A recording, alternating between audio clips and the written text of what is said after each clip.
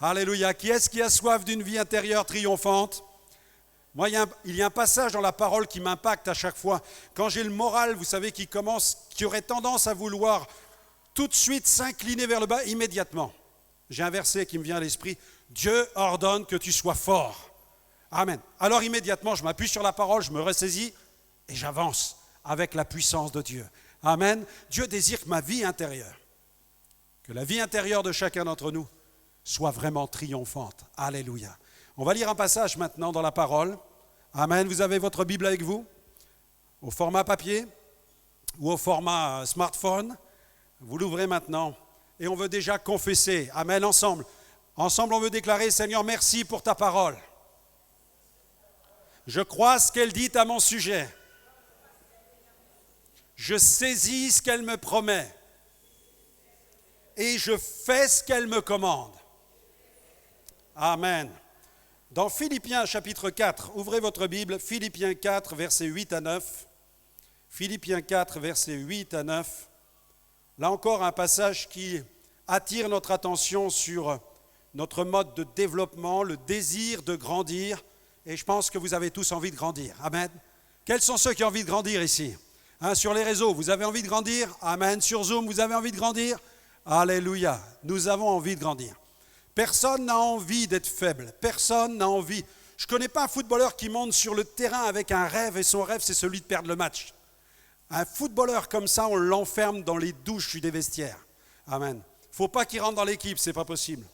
Et là, regardez, Philippiens 4, 8 à 9. Au reste, frères, que tout ce qui est vrai, tout ce qui est honorable, tout ce qui est juste, tout ce qui est pur, tout ce qui est aimable, tout ce qui mérite l'approbation, ce qui est vertueux et digne de louange, soit l'objet de vos pensées. Waouh!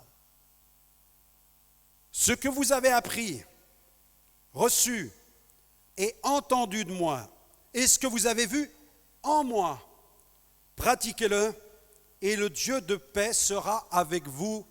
Amen. Vous avez vu le filtre que l'apôtre Paul est en train de nous communiquer les uns aux autres ici dans ce simple verset. Il nous dit, voilà ce qu'on doit trouver dans vos pensées. Voilà ce qu'on doit... Imaginez que j'ai la clé, que nous ayons la clé et que nous puissions ouvrir la boîte crânienne de chacun d'entre nous. Vous imaginez le spectacle? Et qu'on puisse aller lire les pensées de chacun. Qu'est-ce qu'on trouverait à l'intérieur? Ou plutôt, qu'est-ce qu'on devrait trouver à l'intérieur? Eh bien, ce passage nous dit, voilà ce que l'on trouve dans l'esprit d'un homme et d'une femme qui est régénéré par le Saint-Esprit, qui est une nouvelle créature, qui est un enfant de Dieu, qui est un racheté, qui vit ce que Paul appelle l'homme nouveau, la femme nouvelle. Alléluia. Le texte nous dit ceci. Voilà ce qu'on va trouver si on ouvre, je dirais, le coffre-fort de ses pensées. On va trouver ceci.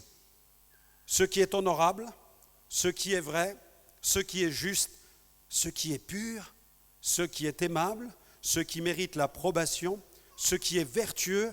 On va trouver dans ses pensées ce qui est digne de louange. Amen. Si tu as autre chose dans ta tête, mets ça dehors. Est-ce que je peux entendre un amen à cela?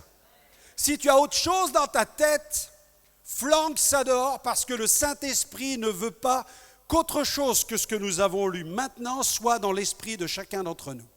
Parce que c'est ce qu'on doit trouver dans la vie intérieure d'un enfant de Dieu. Alors mets un coup de balai dans tes pensées ce matin. Mets un coup de Kärcher sur le mur de tes pensées ce matin. Nettoie ta vie intérieure en te plaçant devant l'eau de la parole de Dieu et dis, Seigneur, lave-moi par l'eau de ta parole ce matin. Seigneur, j'ai même commis des péchés dans mon esprit avec toutes ces pensées-là. Je ne peux même pas m'approcher de toi. Alors lave-moi même dans ton sang précieux. Purifie-moi par l'eau de ta parole. Purifie-moi par le sang précieux du calvaire où Jésus a donné sa vie pour que mes pensées soient pures. Alléluia. Les pensées, bien-aimés, sont déterminantes. Tout démarre dans nos pensées. Veille sur tes pensées.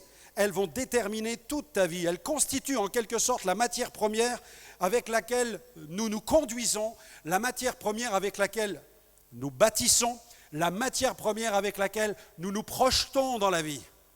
Si nos pensées sont mauvaises, si vos pensées sont mauvaises et que vous pensez voir la lumière devant vous, vous n'êtes qu'un vulgaire moustique qui allait s'écraser sur le pare-choc d'une voiture qui roule à 180 km à l'heure. Je ne vous dis pas l'état du moustique quand vous regardez. J'ai regardé mes moustiques cette semaine, dans quel état ils étaient sur le coffre de ma voiture. Je peux vous assurer que j'en ai croisé quelques centaines en revenant du nord de la France. Eh bien, nous sommes comme ça lorsque nous ne permettons pas au Saint-Esprit de renouveler nos pensées. Nous croyons que nous allons vers la lumière, mais nous allons tout droit dans le mur. Veillons sur nos pensées. Regardez, après la délivrance du pays d'Égypte, Dieu a un projet. Ce n'est pas que son peuple soit dans le désert. Détrompez-vous si vous pensez cela. Non, le projet de Dieu, c'est je te prends d'un pays d'esclavage, je t'emmène dans le pays de la promesse. Amen. Et là, dans ce pays-là, il y a des grappes de raisin, il faut être plusieurs pour les porter. Dans ce pays-là, il y a du miel. Dans ce pays-là, c'est délicieux. C'est un pays où tout est en abondance. Les fruits sont en abondance et d'une mesure que tu ne peux même pas imaginer. Ça, c'est le Dieu que je sers. Amen. C'est le Dieu que vous servez. C'est votre Dieu. Il vous a pris de l'esclavage, non pas pour vous faire habiter dans un cabanon de jardin, mais il désire, parce que vous êtes fils et filles de roi, que vous viviez dans son palais. Alléluia. Vous vivez dans le palais de gloire avec Jésus. C'est-à-dire que le roi des rois bénit ses fils et ses filles, et il les arrose. Et c'est ce que le Père a voulu faire avec le peuple d'Israël. Et avant d'entrer dans le pays, il a mis sur pied une mission d'exploration. Il a choisi 12 hommes. Vous savez, ça me fait penser aux 12 apôtres. Il a choisi 12 hommes, il leur a donné la mission. Allez les gars, vous êtes des privilégiés. Vous allez aller en avant. Vous êtes comme les forces spéciales. Vous allez en avant, vous allez être parachutés dans le pays. Là, vous allez regarder comment sont les fruits, où se trouve le miel, où se trouvent les fleuves, les rivières, les montagnes. Vous allez découvrir la beauté du pays de Canaan. Vous allez revenir et vous allez nous faire un rapport. Ils étaient 12, mais regardez sur les 12, combien sont revenus avec un rapport positif ? 2 sur 12, Josué et Caleb. Vous imaginez une équipe de 12, et sur 12, vous n'en avez que 2 qui voient la victoire au bout. C'est parfois ce qu'on voit dans l'Église. Plutôt que d'avoir des hommes et des femmes qui nous motivent en permanence, on peut avoir aussi des hommes et des femmes qui nous tirent vers le bas, qui nous enfoncent au lieu de nous élever. Mais le but de la prédication, c'est d'élever. Le but du disciple, c'est d'élever son frère, d'élever sa sœur. Le but du leader, c'est aussi d'entraîner son équipe et de l'amener plus loin. Amen. C'est notre but d'avoir l'esprit de Josué et de Caleb.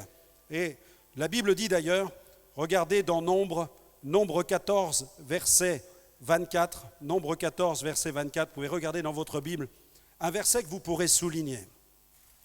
Nombre 14, verset 24, ce que Dieu déclare sur Josué et Caleb.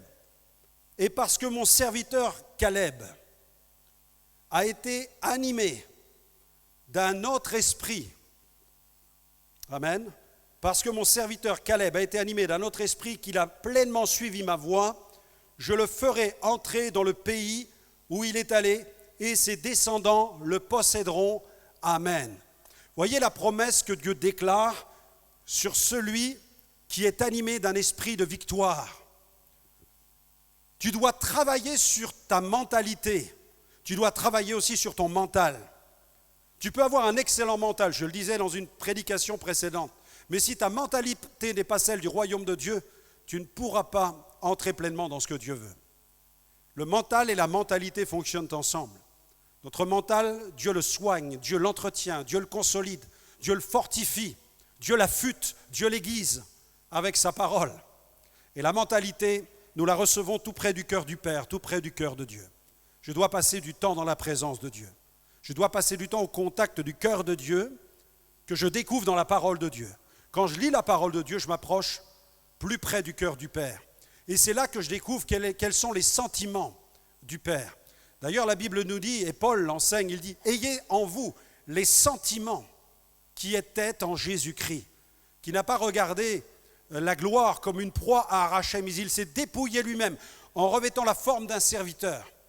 Et parmi les siens, il s'est rendu au rang d'un esclave, puisqu'il était même capable de laver les pieds de ses disciples. Il nous a montré l'exemple. Vous savez, l'image du leader qui trône, qui règne. Peut-être tu ambitionnes d'être un leader.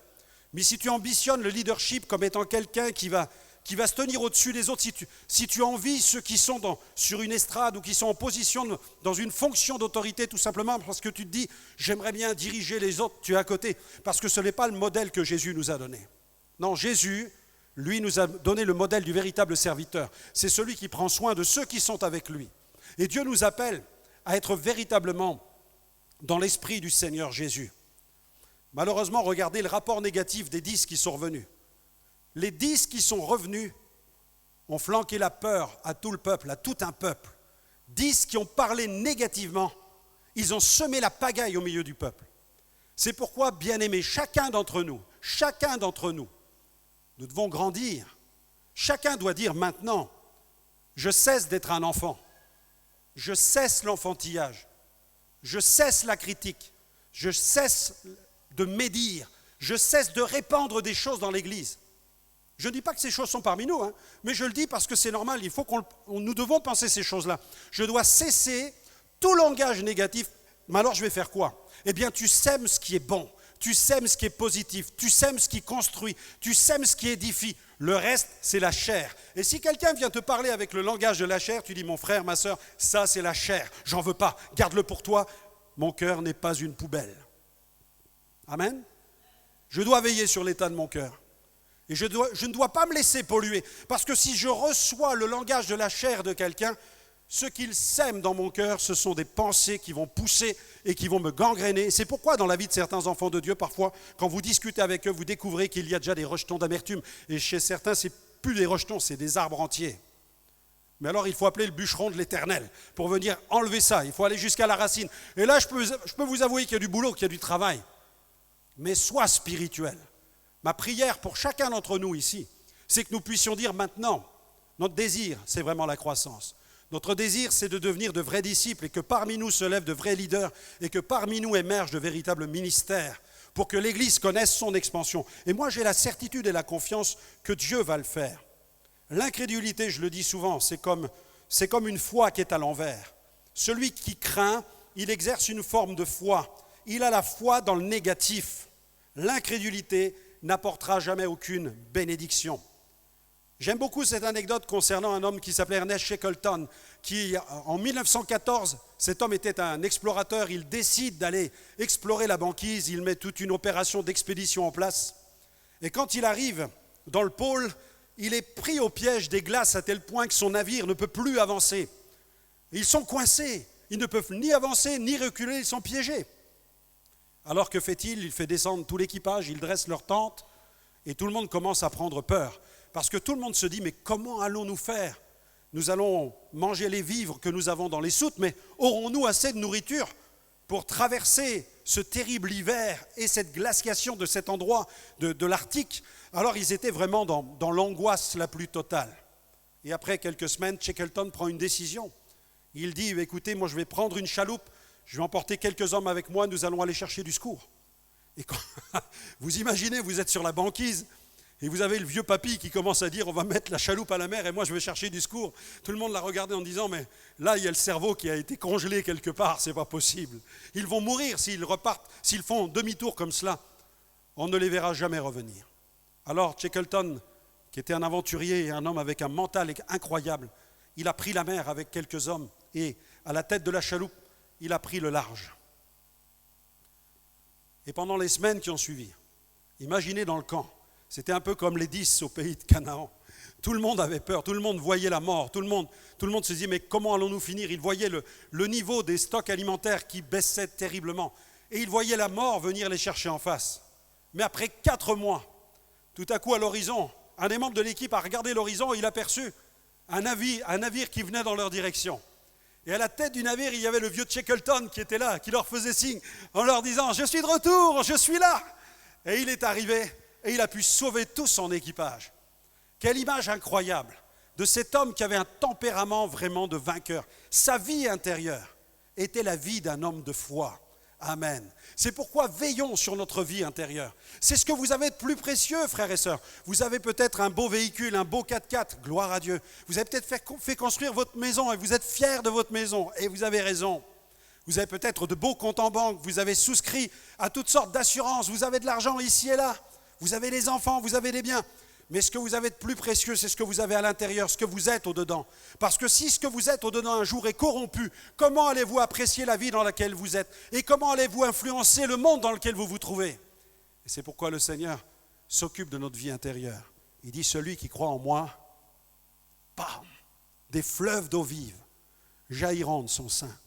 C'est pourquoi il nous faut enlever de nos cœurs la jalousie, le mensonge. Vous savez ce que Dieu condamne dans sa parole? Tout ce qui est toxique, tout ce qui est obscur. Tu dois dire, moi je veux grandir. Et toutes ces choses-là, je ne veux pas qu'elles résident dans mon cœur, je n'en veux pas à l'intérieur de ma vie spirituelle. Premier point ce matin, premier point, ce que tu es à l'intérieur, détermine ce que tu vois. Ce que tu es à l'intérieur détermine ce que tu vois. Josué et Caleb avaient bien vu les géants comme les autres. Vous savez, parfois on peut être dans le déni des choses. On peut se mentir à soi-même. Mais Josué et Caleb étaient bien conscients qu'il y avait des géants dans le pays. Ils les avaient vus. Mais eux, ils n'en avaient pas peur. Ils n'avaient pas peur de tous ces ennemis. Au contraire, ils étaient dans la certitude, ils étaient enthousiasmés à l'idée de pénétrer, de résider dans ce magnifique territoire. Ils n'avaient aucune crainte, aucune peur. La vie est faite de nombreux challenges à relever. Et les défis touchent de nombreux domaines dans notre vie, que ce soit dans le domaine des études, de la vie familiale, de la vie professionnelle, de la vie sentimentale, de la vie affective, de l'éducation des enfants, de la vie scolaire, de la carrière, de la vie spirituelle. Dans tous ces domaines-là, nous allons tout au long de notre vie faire face à des challenges. Tout le temps, sans cesse, en permanence. Et ce que je vois va être déterminant. Ce que je suis va déterminer ce que je vois. Est-ce que je vais voir les choses comme étant des obstacles ou comme étant des opportunités? Et Josué et Caleb ont vu les géants. Mais eux, ils se sont dit, mais ils sont tellement géants, on ne pourra pas les rater. Moi, je pense qu'ils étaient tellement dans cette idée de, on va les terrasser, ces grands gaillards-là ne nous font pas peur, on va venir à bout de ces géants, on va les terrasser. Pourquoi? Pourquoi n'avaient-ils pas peur des géants? Pourquoi? Parce que Dieu, dans sa parole, leur avait dit, je vous donne le pays. Amen. C'était aussi simple que cela. Ils ne se sont pas inventés un ministère ou une sorte de défi à relever, non. La conquête du pays de Canaan n'était pas l'idée de Josué et Jacob, de Josué et Caleb, pardon. Ça n'était pas leur idée. C'était l'idée de Dieu. Comme la prise de Jéricho n'était pas l'idée de Josué, c'était l'idée de Dieu. Mes amis, ne poursuivez pas vos idées, poursuivez la sienne. Amen. Et quand tu poursuis l'idée de Dieu, tu peux avoir 10 000 géants en face de toi. Tu vas souffler, ils vont tous tomber par terre. Amen. Parce que tu as l'autorité dans le nom puissant de Jésus. N'aie pas peur. Quand tu sais que tu es à ta place, quand tu sais que tu es au bon endroit, les géants, ne les crains pas. Les géants, regarde-les bien en face. Ne les ignore pas. Tu les regardes bien droit dans les yeux. Et tu dis, Dieu m'a mis ici. Dieu m'a établi là. Dieu m'a donné ce territoire là. Dieu m'a donné ce ministère là. Je ne laisserai pas ces choses m'empêcher d'entrer dans ce que tu as prévu pour moi. Amen. On peut acclamer le Seigneur pour ça. C'est important de le confesser, de le déclarer. Nous le possédons par la foi. Je crois ce que tu dis dans ta parole, Seigneur. Je saisis tes promesses, je les garde dans mon cœur et je fais ce que tu me commandes. C'est un principe de vie qui est vraiment spirituel. Alléluia, gloire à Dieu. Ce que tu es détermine ce que tu vois. Alors tu vois des géants. Amen. Alléluia. J'espère que tu en vois des très grands. Alléluia. Amen. Plus ton géant est grand, plus ta destinée sera grande. Ne dis pas, je veux un petit, vous savez, un géant minuscule. Je veux un petit géant qui marche. Non, je veux un petit géant, Seigneur. Non, me fais pas mal. Je veux pas souffrir dans la vie chrétienne. Je veux un petit géant, Seigneur. Ça n'existe pas, un petit géant. Soit c'est un géant ou ça ne l'est pas. Un géant, c'est grand. Un géant te dépassera toujours. Et parce que Dieu veut que tu grandisses, il va mettre devant toi des épreuves qui te dépassent. Nous voudrions tous des épreuves qui soient accessibles. Mes amis, si tout est accessible, j'ai plus besoin de Dieu. Et si tout est accessible, c'est que tu n'es pas dans le dessein de Dieu. Parce que Dieu ne te fait entrer que dans des choses que tu ne pourras pas atteindre. Et Dieu dit dans sa parole, et le serviteur le dit, par sa bouche, il dit, Seigneur, conduis-moi sur le rocher que je ne suis pas capable d'atteindre. Alléluia. Amen. Là, c'est excitant la vie chrétienne. Mais je conçois que certains chrétiens veulent une vie chrétienne pépère, une vie chrétienne tranquille. Venir le dimanche matin dans sa voiture. Poup, poup, poup, poup, poup, poup. Un peu comme Bob l'éponge. On arrive, et puis là, comme Bob l'éponge, on va cirer les chaises, on va cirer les bancs. Vous en avez des millions comme ça dans le monde, qui aiment aller à l'église, mais ils veulent une vie spirituelle tranquille. Ils ne veulent pas de problème. Ils veulent une vie spirituelle qui ne leur fera aucun mal. Mais Dieu ne veut pas notre mal. Dieu ne veut pas nous faire du mal. Mais Dieu veut que nous grandissions. Dieu veut que nous puissions vivre des expériences glorieuses avec lui. Jésus a dit, celui qui croit en moi fera les miracles que je fais. Amen. Qui veut faire les miracles que Jésus faisait déjà? Il y en a dans la salle. Amen, amen, amen. Et il continue. Et moi, là il me met un uppercut parce il continue en disant, le Seigneur, et il en fera même de plus grands. Waouh! Je dis, Seigneur, déjà quand je vois tout ce que tu as fait, et tu me dis que je vais en faire des plus grands, eh bien là, écoutez, c'est quelque chose qui me dépasse incroyablement. Mais Dieu l'a dit, alors je le crois, alors je le reçois, alors j'obéis à ce que Dieu dit. Et alors je vais le vivre. Amen. Là, cela révolutionne complètement. Ça révolutionne complètement ta vie spirituelle. Ce que tu es détermine ce que tu vois. Amen, amen, amen. Les espions étaient investis d'une mission, ils disposaient d'une identité et ils la connaissaient, ce que tu es. Les espions, connaissaient-ils vraiment leur identité? Moi, je crois que sur les 12, seulement 2 sur 12 connaissaient vraiment quelle était leur identité. 10 ne la connaissaient pas. 10, ils l'ignoraient. Leur identité, elle était faite de quoi? D'une appartenance ethnique. Ils étaient du peuple hébreu, premièrement, d'accord. Mais sur le plan spirituel, pas n'importe quel peuple. Ils étaient du peuple de l'Éternel, du Dieu Tout-Puissant. Et ce peuple, il était craint dans toute la région. Lorsque les peuples entendaient parler du peuple d'Israël, ils savaient que ce peuple servait un Dieu. Donc ils craignaient le peuple d'Israël à cause du Dieu qui était au milieu de ce peuple. Et regardez, quand Moïse envoya les 12 espions, il n'a pas envoyé non plus n'importe qui. Il n'a pas tiré, vous savez, à la courte paille pour essayer de choisir une dizaine de personnes dans le peuple en disant, tiens, toi, tu as bonne mine, toi, tu as l'air sympa, toi, je pense que tu ferais un bon leader, allez, venez. Allez, y a-t-il 12 candidats maintenant pour aller dans le pays promis? Non, la Bible dit qu'il les a choisis. Que dit le texte? Je lis dans la parole de Dieu, eh bien, dans Nombre 13, verset 3, il s'agissait de chefs et d'hommes de valeur. Le texte dit qu'il s'agissait de chefs et d'hommes de valeur. Moïse n'avait pas choisi n'importe qui. Il avait pris le top class des leaders dans le pays. Dedans, il y avait Josué et Caleb. Mais les 10 autres, il leur manquait l'essentiel. Ils n'étaient pas parfaitement accomplis. Malheureusement, bien des gens veulent accomplir des choses, mais ils n'ont pas la maturité qu'il le faut pour répondre à l'appel. Entre le moment où Dieu appelle quelqu'un et le moment où la personne va entrer dans son appel, il y a un temps de formation, il y a un temps de maturation, il y a un temps d'équipement. Il y a le moment, même regardez Jésus pendant plus d'une trentaine d'années, il va être formé à l'école de son père, à tailler le bois, il va être charpentier, et puis il développe sa communion avec son Père céleste.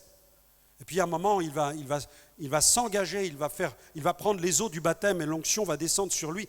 Et la Bible dit qu'ensuite, il va être confronté à Satan dans le désert. Et là, il va y avoir une rencontre de puissance avec Satan. Et là, Jésus va sortir de ce duel au désert. La Bible dit, oint du Saint-Esprit, revêtu de puissance. Donc on voit même que chez Jésus, il y a eu une préparation. Il y avait une maturité psychique, une maturité psychologique, une maturité spirituelle. Et il y avait aussi le timing de Dieu. Il y a le temps de Dieu. J'avoue que dans la Bible, parfois Dieu peut appeler un prophète, je le vois dans la parole de Dieu, à 16 ans. Un prophète est appelé, bien entendu. Mais entre être un prophète et prophétiser et avoir la charge de diriger, c'est encore autre chose. Il y a diversité de ministères, diversité de fonctions dans le leadership. On peut être capable de prêcher, d'apporter un message, mais ne pas être capable de diriger une église, de diriger une œuvre. On peut être capable de faire bien des choses dans une église, Mais le leadership, c'est cette capacité qui vient avec la maturation, avec la maturité, avec l'équipement, avec l'édification, mais aussi avec l'expérience. Et nous avons besoin de tous ces éléments-là. Ces hommes étaient des chefs. C'était des hommes de valeur. On ne peut rien dire sur leur vertu morale. Mais sur le plan spirituel, ils n'étaient pas au top. On voit qu'il est nécessaire d'équiper sans cesse au sein de l'Église des hommes et des femmes pour qu'elles soient véritablement enracinées, consolidées et capables d'entraîner le peuple dans ce que Dieu a préparé d'avance. Amen. J'aimerais qu'on puisse mettre l'accent pendant quelques instants sur ce que nous sommes, sur ce que nous sommes en lui, en Jésus. Je vais inviter Karine, si tu veux bien venir, Karine, et puis Sandra, pour faire une distribution. Voilà, on va prendre quelques minutes. Voilà, merci. On va distribuer ces feuilles où dedans j'ai répertorié des versets bibliques sur ce que nous sommes en Jésus. Voilà, ce que nous sommes en lui. Amen. Et on va se lever ensemble pendant quelques minutes et nous allons lire ces versets. Et je vous invite à garder ce feuillet dans votre Bible, le ramener chez vous et de déclarer ces choses qui sont dans la parole de Dieu. Nous allons appuyer notre foi sur ce que dit la Bible. Ce que je suis en Christ, en lui, en Jésus, dépend étroitement de la semence qui est dans mon cœur. Et c'est quoi la semence qui est dans mon cœur? C'est la parole de Dieu. Amen. Et il est important qu'en tant qu'enfant de Dieu, je puisse véritablement ensemencer mon cœur avec la vérité biblique, avec ce que Dieu déclare dans sa parole. Amen.